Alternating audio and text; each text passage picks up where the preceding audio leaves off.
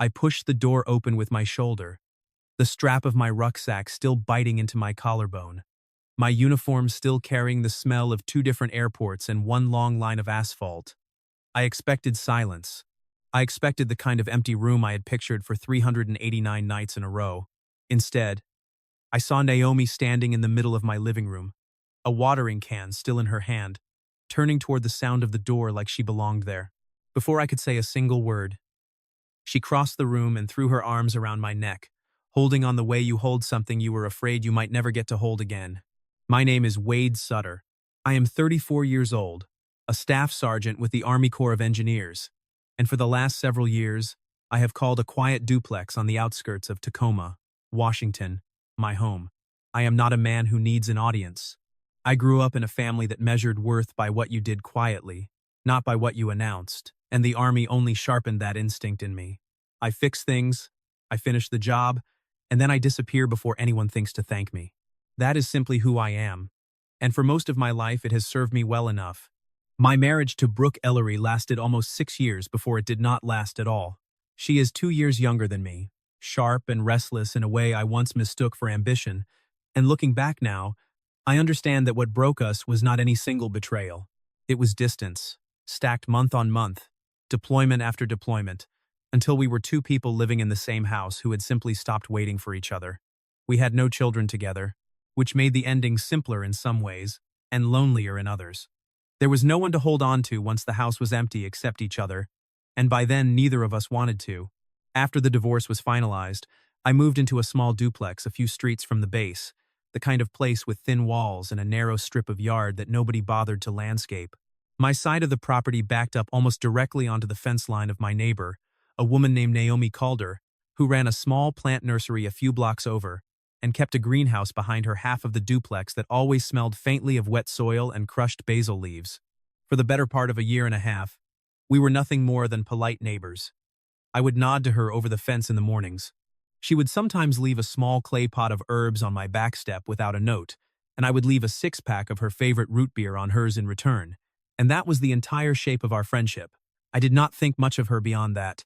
I was not looking for anything, and if I am honest, I was not sure I had anything left in me to give. That changed, quietly, on an ordinary Tuesday night 2 years ago. I was walking back from the base gym a little after 9 when I saw smoke curling out from under Naomi's kitchen window. I did not knock. I did not call out. I went in through the side door, found a grease fire climbing up the wall behind her stove, and put it out with the extinguisher from my own kitchen before she had even made it down the hallway to see what was happening. By the time she reached the doorway, coughing, eyes wide, I had already opened the window to clear the smoke and was checking the wall for damage. I remember she asked my name, and I remember telling her, and I remember leaving before she could say much more than thank you, because that is simply what I do. I did not think about that night again for a long time. I had no idea, standing in her smoke-filled kitchen with an extinguisher in my hand, that I had just planted something in her that would take 2 years to fully grow. Not long after that, my orders came through. A 12-month deployment to Kuwait, logistics and infrastructure support. Nothing dramatic, but nothing short either. I remember standing in my kitchen the week before I left, looking at a small lemon balm plant I had been failing to keep alive on my windowsill, half dead, and leaning sideways toward the light. On impulse, more out of habit than anything else, I knocked on Naomi's door and asked if she would mind keeping it alive while I was gone, since she was the only person I knew who might actually know how. She said yes before I had even finished the sentence. I handed her a spare key so she could water it without me having to leave a door unlocked for a year, told her not to feel obligated to check on anything else, and thanked her the same way I thank everyone, quickly and without much ceremony. I had no idea that small, ordinary request would become the beginning of everything that followed. The 12 months I spent in Kuwait blurred together the way deployments always do. One identical day folding into the next, the heat pressing down through every hour, until time itself started to feel like something you simply endured rather than measured. But there was one small thread running through all of it that I looked forward to more than I ever admitted out loud, even to myself. My sister Callie had Naomi's number from some neighborhood group chat, and every few weeks a message would come through her, forwarded along with a photograph. A picture of my lemon balm plant, a little greener than the last time. A picture of the new leaves unfurling along the stem. A short note, always practical, always brief. Watered it Tuesday. It's doing better than I expected. Hope you're staying safe over there. Callie used to tease me a little about it. In the easy way sisters do. She would forward the message and then add her own line underneath. Something like, "Your neighbor is more reliable than you were with that plant." Or, "She asked how you were doing again," in a tone I did not pay much attention to at the time. I would read it, smile at whatever plant photograph came through, and move on to the next task of the day, the next inspection, the next 12 hours of heat and dust and radio checks. I had no space in my head back then to wonder why a woman I barely knew kept asking after me by name. I would sit on the edge of my cot in the evenings, scrolling back through those photographs on a phone screen that was the only light in the tent, and something in my chest would loosen just slightly. It was such a small thing to hold on to in the middle of a desert, a plant on a windowsill 4,000 miles away, but it became a kind of anchor for me. Proof that somewhere, something I cared about was still alive and being tended to, even while I was gone. On the hardest nights, when the heat and the noise and the distance all pressed down at once, I found myself waiting for those short messages more than I waited for almost anything else. What I did not know then, what I could not have known, was what those visits actually meant to Naomi. I found out much later that at least twice during that year, other neighbors on our street had offered to take over watering my plant when Naomi mentioned she had a busy week coming up. Both times, she declined without much explanation, simply saying she had it handled and didn't mind the walkover. I only learned afterward that she had never once let anyone else set foot in my apartment, not because she distrusted them, but because those visits were the only thread she had connecting her to me, and she was not willing to hand that thread to anyone else. I did not know that every time she let herself in with that spare key, she paused for a moment, just inside the doorway before she did anything else. I did not know she sometimes sat at my kitchen table for longer than the watering required, looking at the photographs on my counter, the folded flag from my father's service, the small details of a life she had only ever seen from the outside of a fence line. I did not know that the ordinary favor I had asked of her, water my plant while I'm gone, had quietly become the center of her entire year. I did not know either that she kept a small notebook on her own kitchen counter, the kind meant for grocery lists, where she had started jotting down the dates of each visit and a single line about how the plant looked that week. I found that notebook much later, long after everything else had come to light, and reading through a year of dates and small observations written in her careful handwriting told me more about the shape of her devotion than any single conversation ever could have. There was nothing dramatic in those pages. There was only consistency week after week. A woman quietly keeping a promise to a man who did not even know how large that promise had become. A woman who never once asked to be thanked for keeping it. I only knew what she told me, and what she told me was simple and steady. The plant is doing fine. The nights are getting cooler here. Callie says hello. I built a picture of a kind, dependable neighbor doing a small kindness for someone who happened to be far from home, and I was grateful for it in the uncomplicated way you are grateful for anyone who keeps a promise. I had no idea there was anything underneath that steadiness. I had no idea that 2 years earlier, in a smoke-filled kitchen, something had taken root in her that had nothing to do with plants at all, and that every quiet visit to my apartment was, in its own way, an act of devotion she had never once said out loud. Looking back now, with everything I know, I can trace the shape of it so clearly. The way her messages never asked for anything in return. The way she never once complained about the walk over in the rain, or the inconvenience of fitting my apartment into her week on top of running her own nursery. The way she signed off every single message the same way, simply, with my name. I think some part of her was terrified that if she said too much, or asked for too much, the whole arrangement would end, and she would lose the only closeness she had managed to build with me. So she kept it small. She kept it practical. She let a lemon balm plant carry the weight of 2 years of feelings she was not ready to name. I think about the nursery she ran during all of this. The long hours she put in before and after each visit to my apartment. The customers who came in asking about tomato starts and rosemary cuttings, while she carried a quiet, unspoken weight underneath every ordinary transaction. I think about how easy it would have been for her to let that key sit in a drawer somewhere, to let the plant die a natural death the way most windowsill plants eventually do, and how instead she chose, week after week, for 12 straight months, to keep something alive that was not even asking to be kept alive for any particular reason. That kind of patience is not something you can fake, and it is not something you can sustain out of simple neighborliness. I understand that now. I did not understand it then.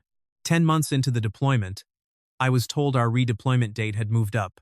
The mission parameters had shifted, some administrative reshuffling I never got the full explanation for. And what had been a 12-month rotation was suddenly closing 2 weeks early.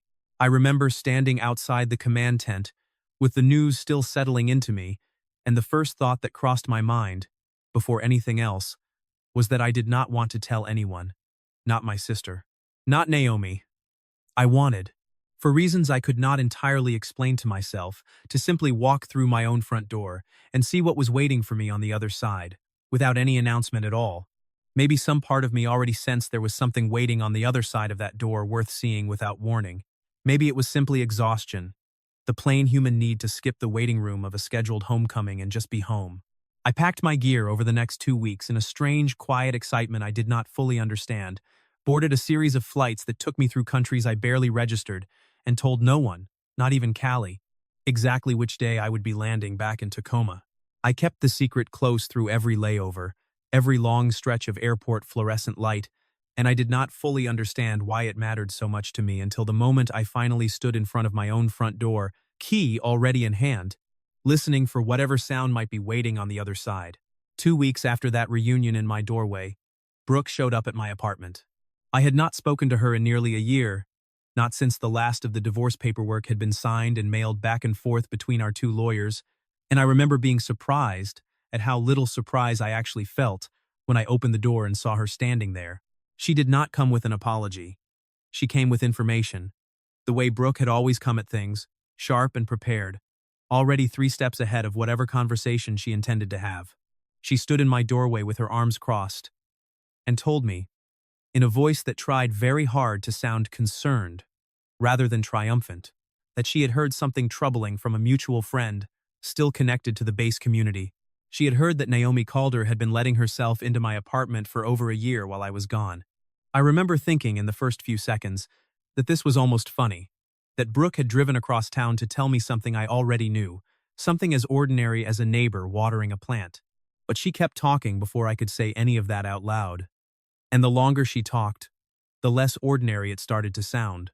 Not because the facts had changed, but because of the way she was arranging them, one after another, like pieces on a board she had already decided how to play. I felt something tighten in my chest before I even had the chance to respond. Brooke did not wait for me to catch up. She kept going, laying it out the way she must have rehearsed it, painting a picture of a woman who had used my absence as an opportunity, who had inserted herself into my life under the cover of a favor, who had kept a key to my home for reasons that had nothing to do with a houseplant at all. She said the word inappropriate. She said the word convenient. She asked me, almost gently, almost kindly, whether I had ever really stopped to wonder why a woman I barely knew would agree to spend a year of her life taking care of something that belonged to me. I did not have an answer ready. That was the truth of it, and I think Brooke saw it land. Because she softened her voice even further and said she only wanted me to be careful, that she still cared what happened to me, even after everything between us, and that she thought I deserved to know the whole truth before I let myself get too close to someone I did not fully understand. She reminded me, almost offhandedly, that she knew me better than anyone, that she had seen how quiet I could be about my own feelings, how easily a woman could take advantage of that quietness if she wanted to. She said it so evenly, so reasonably, that for a moment I forgot to ask myself why a woman who had left me over a year earlier was suddenly so invested in protecting me from someone else. I only registered, much later that night, how carefully she had built her case, and how little of it had actually come from anything Naomi had ever done wrong, and how much of it seemed built instead from her own need to still matter in my life. I stood there in my own kitchen for longer than I am proud of, saying nothing, turning her words over in my mind, the way you turn over a stone looking for something underneath it. I looked past her, out toward the windowsill, where the lemon balm plant sat greener and fuller than I had ever managed to keep it myself, and for one terrible moment, I let myself wonder what exactly I had been looking at this whole time. Naomi arrived not long after Brooke left, carrying a small bag of groceries she had picked up for both of us on her way back from the nursery, the way she had started doing without either of us ever formally deciding it would become a routine. She saw it on my face before I said a single word. She always had a way of reading a room before anyone spoke, and I think in that moment she read exactly what had happened, because her expression shifted from warmth to something more careful, more guarded. Almost immediately, I asked her, more bluntly than I meant to, why she had really wanted to keep that key for so long. I heard the accusation in my own voice as I said it, and I saw it land on her exactly the way I imagined Brooke's words had been designed to land on me. Naomi did not raise her voice. She did not defend herself the way I half expected her to. She simply looked at me for a long moment, set the grocery bag down on my counter, and said that if I needed time to figure out what I actually believed, she understood, and she would give it to me. I pushed a little further, asking why she had never once mentioned turning down help from other neighbors, why she had never told me she was the only one who ever came inside. She was quiet for a moment before she answered, and when she did, her voice was steady but very soft. She said she had never thought it needed explaining, that she had simply done what she said she would do, and that she was sorry if the fact that she had taken it seriously now looked, to me, like something else entirely. I did not have a response to that. I only stood there in my own kitchen, caught between two versions of the same year, one drawn by Brooke and one standing quietly in front of me holding nothing but a bag of groceries, and I could not, in that moment, tell which one I was supposed to trust. She left the spare key on the table before she walked out, placing it down carefully, almost gently, the way you set down something you have carried for a very long time and are not sure you are allowed to keep carrying anymore. I stood in my kitchen after the door closed behind her, staring at that small brass key on the table, the lemon balm plant still sitting green and quiet on the windowsill, and I had never in my life felt more unsure of what was actually true. I did not sleep much that night. I sat at my own kitchen table with that key in front of me, turning it over between my fingers, replaying both conversations in my head until they blurred together into something I could no longer separate cleanly. Brooke's certainty on one side, Naomi's silence on the other. Somewhere between the two, I knew there was an actual truth waiting, and I understood, sitting there in the dark, that I owed it to both of them, and to myself, to go find it properly, instead of guessing at it from my own kitchen. I thought about the way Naomi had looked at me before she left. Not angry, only tired. The way someone looks when they have been patient for far longer than anyone realizes. And I decided, sometime near dawn, that I would not let another day pass without asking her the right questions, the ones I should have asked from the very beginning instead of standing there in silence.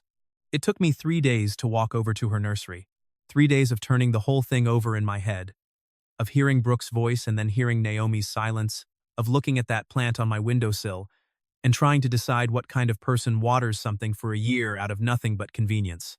3 days of watching that key sit untouched on my kitchen table, neither of us reaching for it, both of us waiting for the other to make the first move.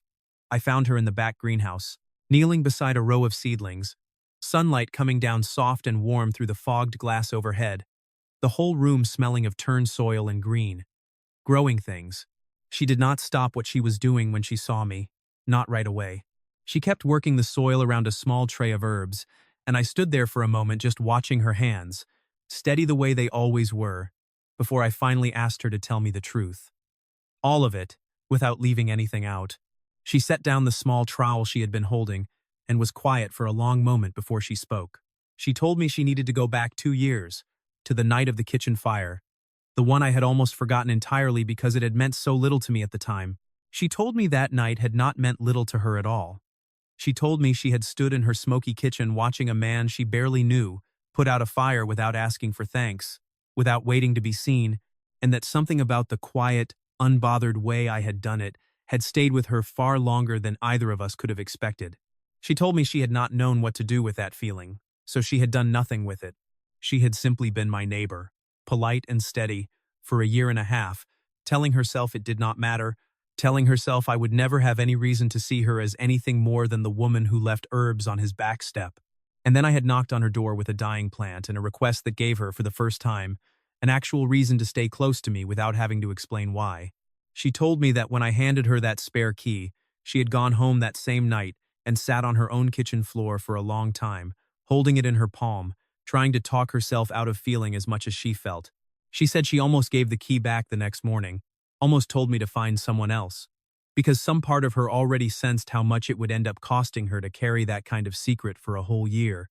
But she had kept it anyway, because the alternative, watching me disappear back into deployment with nothing of hers attached to my life at all, felt like the harder thing to survive. And so she chose to carry the smaller, quieter risk instead, the way she carried everything else in her life. Her hands were shaking slightly on the edge of the trowel as she said it. She told me she had refused every offer from other neighbors to take over watering that plant. Not because she did not trust them, but because that plant, and that key, had become the only tether she had to me while I was gone, and she was not willing to let anyone else hold it. She told me she had never once let herself hope for more than that. She had told herself, over and over, across 12 long months, that simply being allowed to keep something of mine alive was enough. I did not want to fix her, she said next, quiet but certain. I did not want to be his something. I only wanted to be trusted with the small, ordinary thing he asked of me, because it was the only thing he had ever asked of me at all, and I could not bring myself to let it go. I stood in that greenhouse with the smell of damp soil all around us, and I understood finally, completely, what Brooke had gotten wrong. She had looked at a year of quiet devotion and called it opportunism. She had looked at patience and called it manipulation. What Naomi had actually done was far simpler and far harder than anything Brooke had accused her of. She had loved me quietly, without asking for anything, for 2 entire years, and the only proof she had ever offered of it was a plant that refused to die. I reached out and took her hand, the one still faintly dusted with soil, and told her I believed her, all of it, and that I was sorry it had taken me 3 days and someone else's cruelty to finally ask her the right questions. I told her Brooke and I were finished, had been finished long before any of this, and that whatever this was between us, I did not want it to stay small and unspoken anymore. I walked back to my apartment that evening and called Brooke and told her plainly that there was nothing left between us to protect, and that I would not let her use a lie to keep either of us from moving forward. She was quiet for a long moment on the other end of the line before she hung up, and I understood, standing alone in my kitchen afterward, that whatever she had been hoping to reclaim by coming back was gone now, and had likely been gone for longer than either of us wanted to admit. The months that followed did not move quickly, and I was grateful for that. Naomi and I did not rush toward anything. We started slowly, the way you rebuild something you actually intend to keep, with Sunday dinners at her kitchen table and long, unhurried walks past the nursery in the evenings, while she pointed out which plants were struggling and which ones were finally thriving. I learned the names of things I had never bothered to learn before. Lemon balm, bee balm, the particular stubbornness of rosemary in a cold climate. I remember the first month most clearly. The way we circled each other carefully at first. Both of us aware of how much weight the last 2 years had actually been carrying, both of us unwilling to rush past that weight just because the truth was finally out in the open. We spent a lot of that first month simply talking, filling in the gaps neither of us had known to ask about before. Her childhood spent working beside her mother's flower counter, mine spent moving from base to base with a father who rarely said much but always showed up. It felt less like starting something new and more like finally being allowed to see clearly something that had already been there for a long time. I told her, somewhere around the 3rd month, about growing up in a house where affection was something you demonstrated rather than announced, and she told me, in turn, about growing up the daughter of a woman who ran a flower shop and taught her that the quietest plants were often the ones that needed the steadiest hands. We were, in our own separate ways, 2 people who had learned to love without much noise, and somehow that made the space between us feel less like something new and more like something we had both been building toward for a very long time. By the 6th month, she had stopped knocking before she came inside. I had stopped noticing the empty half of my closet and started noticing, instead, the extra coat hanging beside mine by the door. We fell into a rhythm neither of us had to negotiate out loud, the kind that only happens when 2 people have already spent a year proving things to each other without knowing it. Somewhere in that stretch of months, Brooke's name simply stopped coming up between us at all. I noticed it one evening, sitting across from Naomi at her kitchen table, that an entire conversation had passed without either of us feeling the need to mention her, and I understood that we had both, quietly and without ceremony, finished putting that chapter down for good. It was not a dramatic realization. It was simply an absence, the kind that tells you something has actually healed, rather than just been covered over. Somewhere around the 8th month, I finally asked her the question I had been circling for weeks, whether she would want to move that lemon balm plant out of its small clay pot and into real ground. Somewhere permanent, somewhere it would not have to be carried anywhere, ever again. She looked at me for a long moment before she answered, and I understood, watching her face, that she knew exactly what I was really asking. She did not answer right away. She walked over to the windowsill where the plant still sat, ran her fingers gently along one of its leaves, and told me she had been waiting almost 2 years for someone to finally ask her that question, without realizing they were asking it. I told her I had been slower than I should have been to understand what I was looking at this whole time, and she only smiled and said some things simply take the time they take, and that she had never once regretted the waiting. By the 10th month, we knelt together in the narrow strip of yard behind my duplex, the same strip of ground neither of us had ever bothered to landscape, and we dug a small bed along the fence line. I remember the soil was cool and soft under my hands, nothing like the packed, dry ground I had spent so many months standing on overseas. Naomi lowered the plant into the hole we had dug, roots and all, and pressed the earth in gently around its base. The way she pressed her palm against everything she cared about. "It doesn't need an excuse to be here anymore," she said, not looking up from the dirt. I told her neither did she, and she laughed, the kind of laugh that carried easily across a quiet Tacoma evening, and I thought, watching her hands work the soil, that I had never once in my life felt so certain of anything. We sat back on our heels afterward, both of us with dirt under our fingernails, looking at that small patch of green along the fence line that had once been nothing but an unbothered strip of dead grass. Neither of us said much for a while. We did not need to. The plant sat rooted in real ground for the first time in 2 years, no longer dependent on anyone carrying it from one place to another, and something about watching it settle there felt like watching the last 2 years finally settle into place alongside it. Roots and all, exactly where they belonged.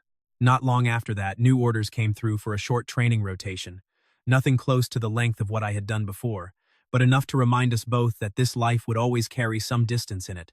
I felt the old worry rise up in me for a moment, the instinct to brace for another year of silence and waiting. But when I told her, she only smiled and said she had already decided she was not going anywhere, and that this time, she would not need a spare key or a dying plant to have a reason to stay close to me. She would simply stay, because she wanted to, and because I had finally asked her to. I left for that short rotation with something I had never carried on a deployment before, the absolute certainty that someone was waiting for me who did not need a cover story to justify it. And when I came home again, there was no need for a surprise, no early return, no unlocked door, and startled reunion. She was simply standing on the porch when my truck pulled in, the lemon balm plant taller now, thick and green along the fence line behind her, and she walked toward me the same way she always had, without hesitation, without needing a reason at all. There was no watering can in her hand this time, no small favor to hide behind. There was only her, standing on a porch she now considered as much hers as mine, waiting for me the plain and simple way people wait for someone they love. And I understood, walking that path toward her, that this was the homecoming I had quietly hoped for the whole time. I sit on that same porch most evenings now, looking at the small bed of green along the fence line, and I think about how far we came from a smoke-filled kitchen and a dying plant on a windowsill. I think about how patient Naomi was, how quietly she carried something for 2 years without ever once asking me to notice it, and how close I came to letting someone else's noise convince me she had been lying the whole time.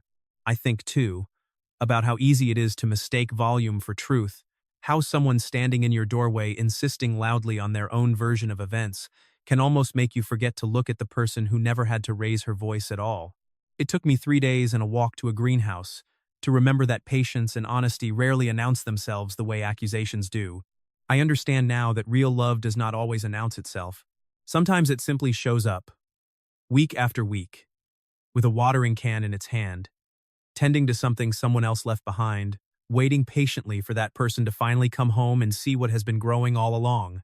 She did not keep that plant alive for me. She kept a space open in her own life, quietly, patiently, waiting for me to come back and fill it. Do you believe a small, quiet act like that can carry a love forward for years without ever being spoken out loud? And if you had been standing in my kitchen that day, who would you have believed? The person shouting the loudest, or the one who had stayed beside you the longest, without ever asking for anything in return? If this story meant something to you, hit like, subscribe to the channel, and tell me in the comments what you think of Naomi.